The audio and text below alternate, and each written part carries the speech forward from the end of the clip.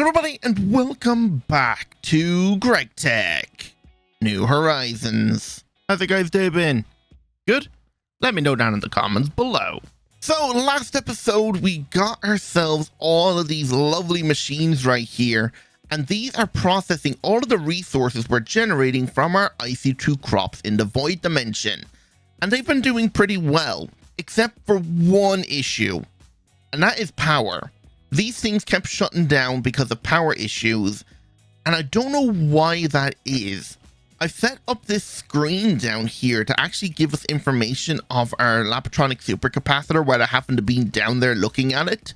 All you need to do is get yourself a sensor card, this guy right here, the sensor kit, and then shift right click on the actual control block, this guy right here, and then you just insert it into this screen right here. This is the advanced information panel, and to make it bigger, you just add some panel extenders. So you can also filter to have what you want on the screen. So all I have is the EU stored, the current capacity and percentage, and then how much power is being input and output. So we're currently outputting 150,000 and not inputting anything because we're waiting for this number to get low enough for the turbines to turn back on. But we're having an issue here. For some reason, we are just not generating enough benzene, which makes absolutely no sense because this setup was running perfectly fine for like a month without any issues. And ever since I set up those machines, now we're having issues, and I don't know why. Like, everything is still running perfectly fine down here. I did run out of wood at one point. This thing used to have over 1 million, but that's because I've been pulling out a lot of the charcoal and actually putting it through the fluid extractor to make more wood tar faster, to see if the distilleries maybe wanted more wood tar to distill faster. Didn't really fix the issue, so that didn't really help. But one thing I did notice when I came down here earlier is all of the basic centrifuges were maxed out with ashes, and actually some of them still are. Seems the last two don't have any ashes. But yeah, this thing was completely filled, and then there was stuff in the output buffer because they weren't being processed right here for some reason. And then all of the fluid extractors that are extracting charcoal into wood tar and getting us a byproduct of ash were completely clogged up as well, stopping any wood tar from being produced, which then turned off the distilleries, making no benzene. All of that is fixed now, and we're still having issues. So I don't know what's going on. Our super tank over here that houses benzene has 22 million liters in it at the moment. This thing used to be full. This thing can have 128 million liters. So we're still missing 100 million liters. Where all that went, I don't know. So I don't get it. I don't know what happened. So we're going to have to fix this or upgrade this setup now next episode. Probably using the better version of the pyrolyzed oven. So if we look up charcoal, I think the one we're going to want, this is our one we're using right now, but I think there's an upgraded one. Yeah, this coke oven. This one, I think, does it a lot faster. Yeah, so we're probably going to still use the same recipe where we produce nitrogen and wood tar. So circuit 10 with logs gives us charcoal, and it should be a lot faster. This thing only uses 96 EU per tick at MV. We'll probably run it at EV or something like that, but yeah, it's something we're going to have to figure out now next episode, and maybe even upgrade it to nitrobenzene. That might be a better idea. So what's the plan for today? Well, I want to get myself better storage, because right now these drives are just about full, and all of our items are currently being stored down in drawers. Hello, bat. I'll explain what that is now in a moment. But yeah, a lot of our items are stored down in drawers, and all of the drawers have been filtered to something else. And yeah, it's completely filled, and we don't have enough space to really expand it. And I don't really want to expand it because if you add way too many drawers, it can get quite laggy, and I don't want it to be laggy.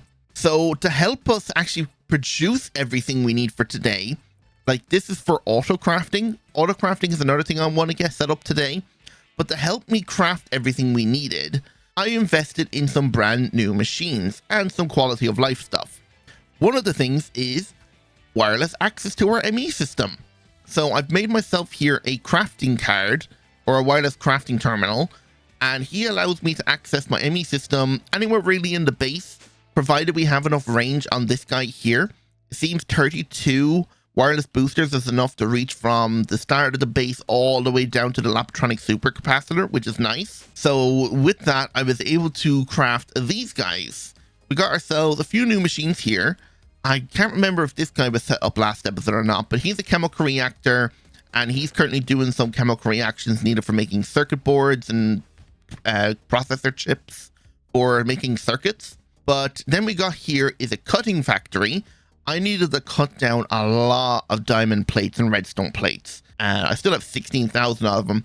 But to craft all the storage components we need to upgrade our storage with, I needed to create these guys, which was a lot of diamond plates and redstone plates, a lot of like engraving.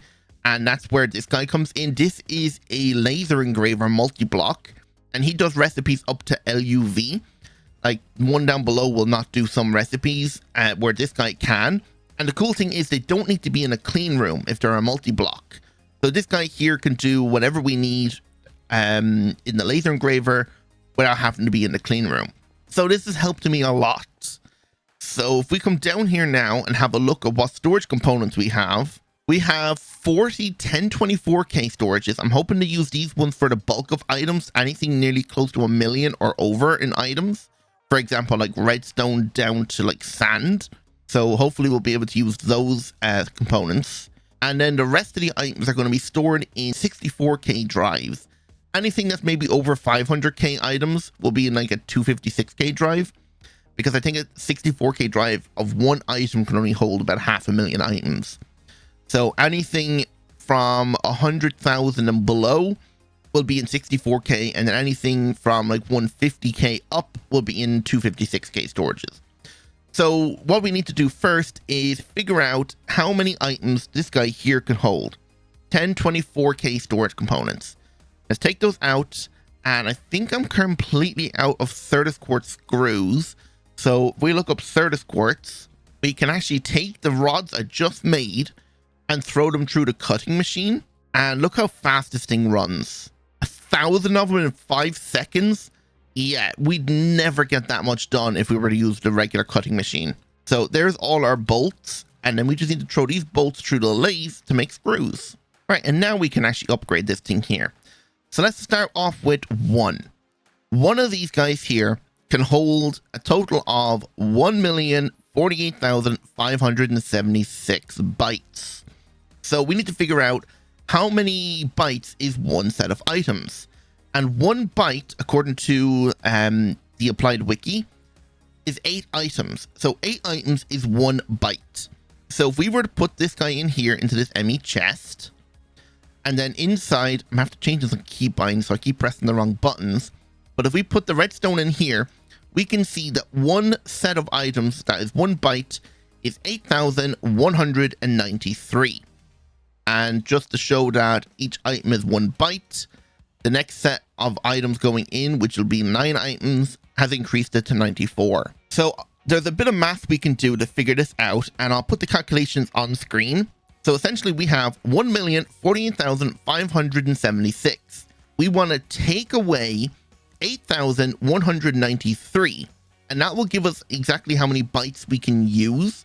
So if we take that, that will be 1,040,383. So then we just want to times that number by 8, and that will be exactly how many items we can store. And that will be 8,323,064. So that should be all we need. So if we take the cell, put it in here, petition it just to only hold redstone, and inside one of these MEIO ports, we can change the direction from transfer data to network to storage cell. And if we put that in here, all of the redstone that's inside the system here now will be inserted into this cell. And we want to do that now for the rest of the items here. So let's go ahead now and actually craft ourselves those cells. And I'm going to store them in this chest here just to help me. So we'll do 9 items at a time. So redstone's already been done. So we'll do stone, alumina, endstone, potassium, netherrack, basalt, marble, sticky resin, and flint, say. So all we have to do now is in here, partition them all. And if you've watched my Older Mods 9 series, this is the same way we done it there as well. We partitioned all of the bulk items into their own cell so we don't clog up all the 64K storages. All right, and now that they're filled, we can actually change this guy here to operation mode to move when output is done. And since we have a few IO ports, we can do this multiple at a time. All right, and then we just need to wait for them to fill, and then we'll see what else we need to store. All right, most of the items I think I have are partitioned. So there's still a few items here that are close to or even over the 100K mark, but that's fine. I did accidentally turn like the 164K drives I had into 256K drives, so that was my bad. We can craft more of them. They're not actually that difficult to craft, but they are a little bit expensive at the fact that I need 16 HV circuits per one. And that's for that one. Okay, MV ones, and then 4 HV ones. Kind of expensive, but I have been batch crafting a bunch of circuits recently, so we do have quite a good few of them. But yeah, actually, it looks like we're completely out of MV ones. Where's the MV circuits? How are we out of MV? Did I actually run through all of my MV circuits? I'm making more EV ones right now, but I might have run through all my MV circuits. Oh well. But now that we have that done, we want to grab out some drives. How we'll stack them here. And the way I want to do this is essentially we're going to have 2 setups like this. Okay? And then we're going to have a block gap and do the same thing on this side. And these are going to be clusters of 8. Since a cable can only, like a regular smart cable can only hold 8 channels, and these guys here can only pass 8 channels between each other. So it makes sense to do it this way. So if we take these up, and we have to do a little bit of moving here, I need to move all these drawers here out of the way. And I don't want to break them because then it'll be just items everywhere and nowhere to store them. All right, they're all moved now. Let's remove this and clean this up a bit. All right, and then essentially down the bottom middle right here, and we're going to break these 2 bits of cables too. We're going to have our drives. Okay, then we're going to have a dense cable and a smart cable. Dense cable is going to come up through the middle because, you know, smart cable can only handle 8 and there'll be 16 channels on this one line. So if we come under here, remove all this, back down to our dense cable, run this all the way up and connect it right here, we should see 8 channels come through here because we only have 8 at the moment, but let's put down the rest. All right, and there should be a total of 16 channels come through here once it updates. Yes, there we go. So what we want to do now is, let me just come up here, put everything I have here away. And one thing you need to make sure is you do not move chests with drawers or cells inside it because it could corrupt them. So let's just carry as many as we can and come down here. Now, the first cluster of 8, I want to have on a higher priority. So this is going to be the one it's going to try to insert and take out of first before these ones here, because I don't want, say, some of the partitioned items being stored in the overflow drives. So we want to make sure that we've partitioned or priority these guys higher. And we'll leave some space on the back right here to add any extra partition drives we need to add. So all these items now that we just partitioned should be available inside the ME system, which it is. So now if I grab out a terminal, say just a regular ME terminal, it doesn't have to be a crafting one, and go in here and grab all of these 256K drives. And I'm just going to stick this on right here just so we can access the ME system a little bit easier. And then we can just stick all of the empty non-partition drives in the overflow drives here. Okay, probably have to craft a lot more than this, but this should be enough to store everything here since majority of the heavy stuff is partitioned. So here comes the fun part, breaking all of these drawers and then just inserting everything into these guys right here. This might take a while. All right, that's the first batch of drawers done. And you can see we've only touched 2 of the cells. So everything that needs to be partitioned is definitely going into the cells here. All right, let's keep at it. Well, there we go. All of the drawers have been emptied and inserted in here. And look how many cells are still like completely empty. Oh, this is going to make our life so much easier. And it's also going to save on lag and stuff. Oh, I can't wait. So now what we can actually do, say in the future, if one of these drives are completely filled or we're overflowing on something, we can actually disconnect the cable right here, and it'll only show what is in these drives here. So we can see, oh, we're overflowing on gold foil. So for example, we could take this out, reconnect this up right here, go and partition that, and then insert it into one of the spaces back here. So that's just for example, like we're okay right now, but yeah, if we need to, we can actually disconnect, see what we need to filter, reconnect, filter, and insert. It's very, very easy. So what I'm going to do for the next few minutes is I'm going to clean this up and flatten it out a bit, because this is actually where we're going to be putting our crafting CPUs for auto crafting, since we have all this free space now. I might leave the first row right here just for drives, and we can actually stack these drives on top of each other then as well. So for example, if we grab out some drives here and just any old building block, say for then up above, we can have, say, a log right there, and then we can stack these again for another 8. So we can do it like that up until we hit the ceiling. So if we need to add more, we can stack them. So yeah, let me clean up this place and get it ready for our crafting CPUs. Okay, I think we are ready to set up our CPUs. I went ahead and crafted some more 64K ME storage components, because that's what we're going to be using for our CPUs. So the first thing we need to do is craft ourselves some crafting units. So we got crafting units, and then we need to upgrade these into the components we need. So to do that, we need ourselves an assembler. So we'll do that over here. So I'm thinking of having one crafting monitor per CPU. And I think in the first place, we can only have 5 to begin with per section. So we're going to start with 5. So this plus a storage monitor. This should go ahead and craft ourselves our crafting monitor. And each CPU is going to need some storage. And that's why we're using the 64K one. So we should have enough storage inside of 64K. We can upgrade them in the future to like have more, but 64K should be more than enough to begin with. So they also require a co-processing unit. Now, there is a version where it's just like on its own, just one lane, but we have the resources to make the quad core. Anything after quad requires LUV or UV stuff. So it's not really the best way to do it. So we need 5 of these, and to craft the quad core, it is IV tier circuits, and it's pretty fast. And I want 2 64 storage components per crafting CPU.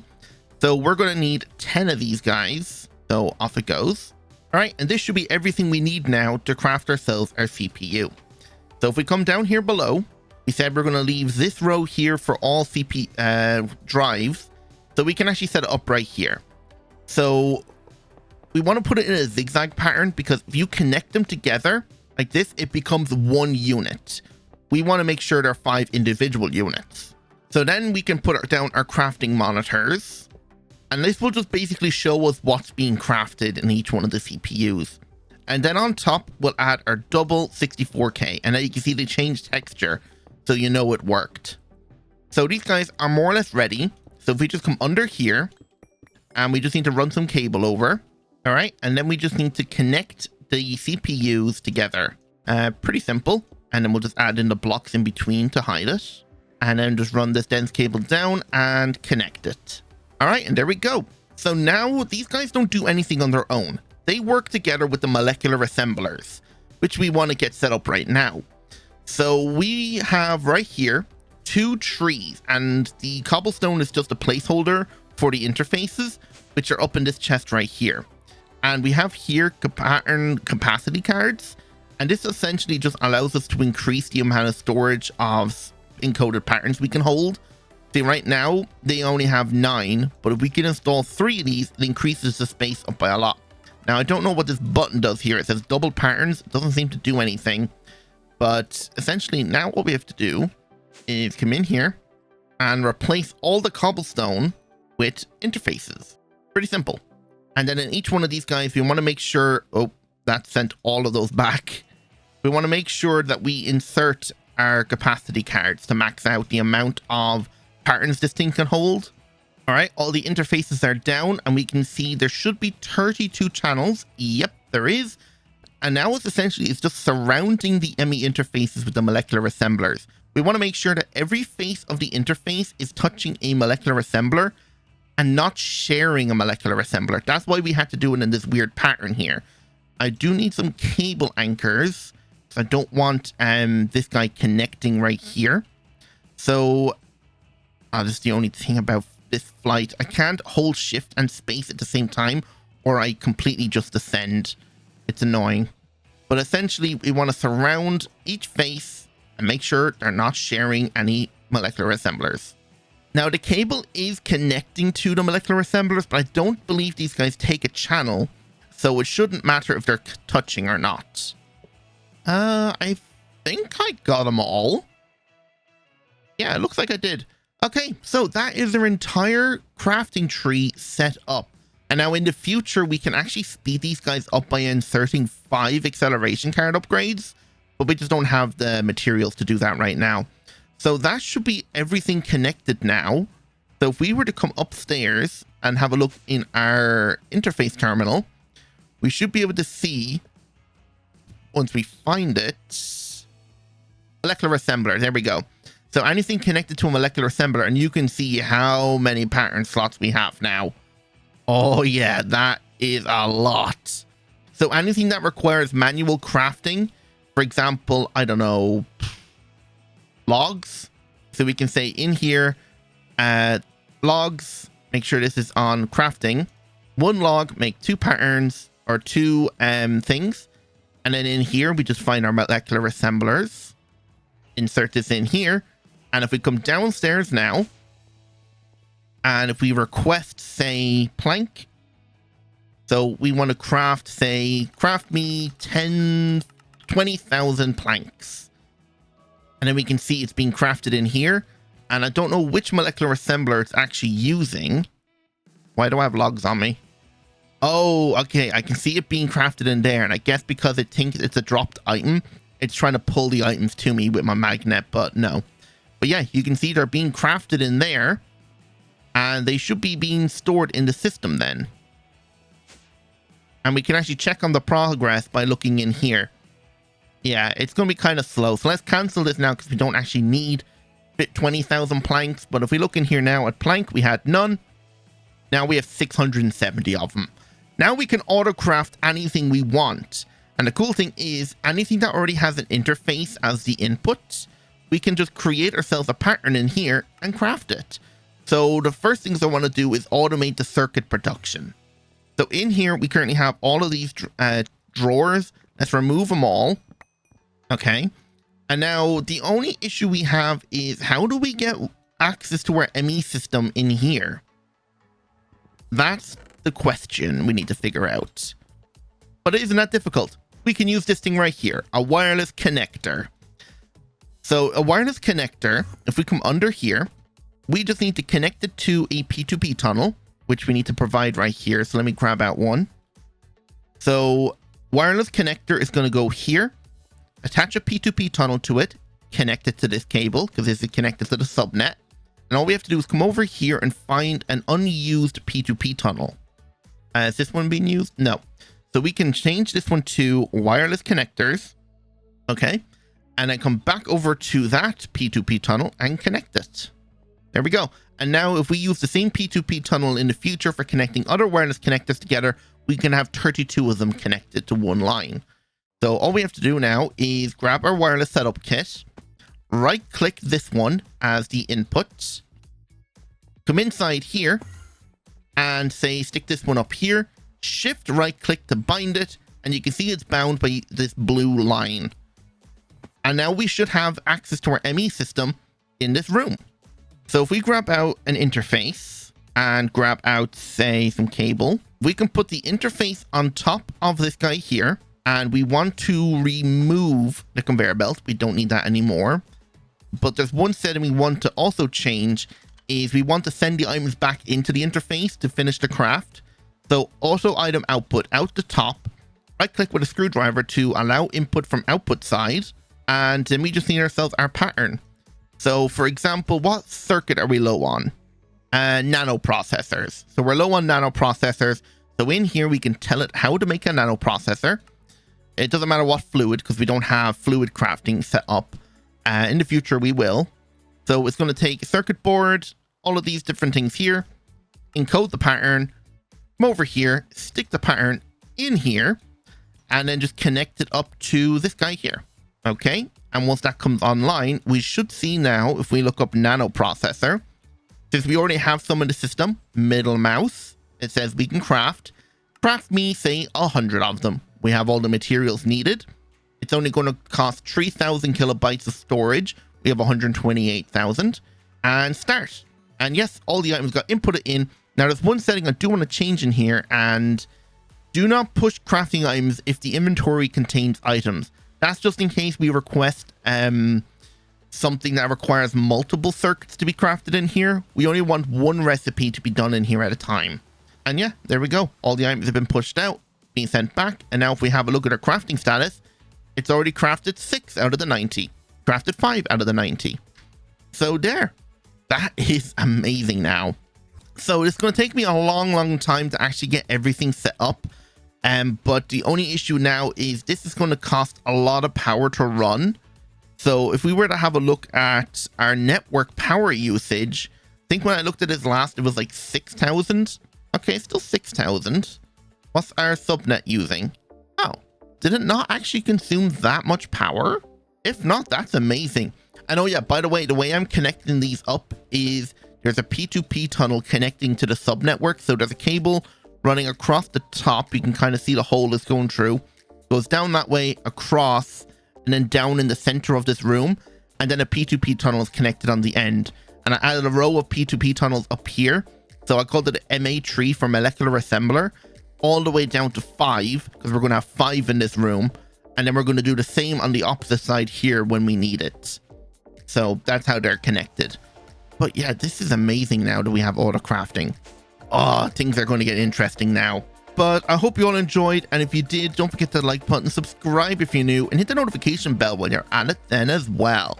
So without any further ado, goodbye.